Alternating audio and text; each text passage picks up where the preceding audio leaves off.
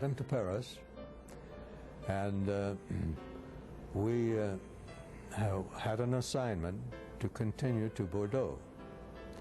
But that wouldn't be, we didn't have an assignment for 2 or 3 days, and stayed at a little hotel. Well, I wasn't going to miss the opportunity. I wasn't going to stay in the hotel. I was going to see Paris.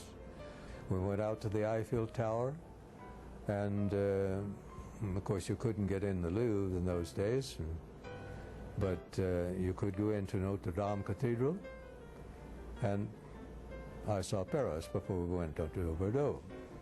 Why was it that you couldn't get into the Louvre? Was it simply closed for the war? The war, they had the Louvre, most of it was had been placed for safety in other parts of France.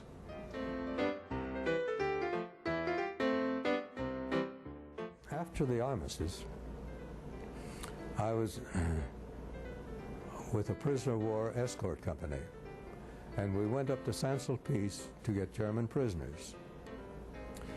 The German prisoners, we were there assembling the German prisoners for a train, and we would sit in we built up our own grandstand outside of the barbed wires to listen to the Germans with their band. In the evening, they'd give band concerts. In 1940, the American President Lines had a task for him in Manila. Mr. Buckles found himself trapped in the Philippines when the Japanese invaded in December of the following year. The first time they bombed the pier, this pier, by the way, is supposed to be the world's longest, 1,250 feet long. I was out near the end of the pier, and so there was a gentleman there, a shipbroker, American, and he saw me, said, "Oh, Buckles," says, "I can't run," said, "I've got a heart condition." I said, "All right, let's just stand over here behind these sugar bags, coffee bags." And we did. I was just going out the gates when I saw a plane coming over, and I knew he was going to drop. So on one side of it, on the inside, there were 6 or 8 automobiles parked there. On the other side was clear, and the fairly thick walls, brick wall.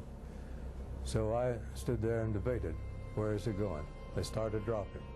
So I hopped over on this side, the bombs fell on the other side. But at that time, the bombs were not big.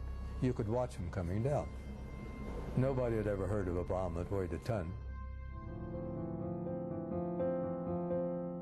Well, I went into a prison camp.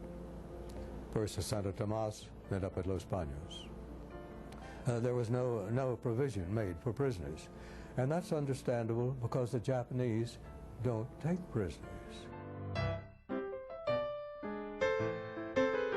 And so after the war, I thought, well, Virginia's the place. I wasn't going exactly, I was going to Augusta County because it's the largest county and had the most cattle.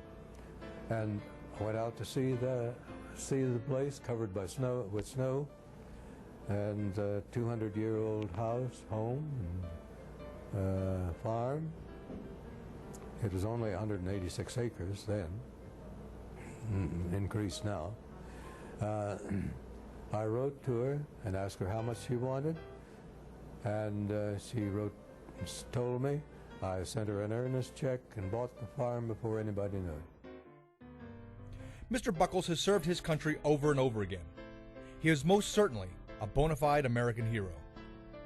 The Army Heritage and Education Center preserves United States Army history. It is the place where his story and others will live for all time.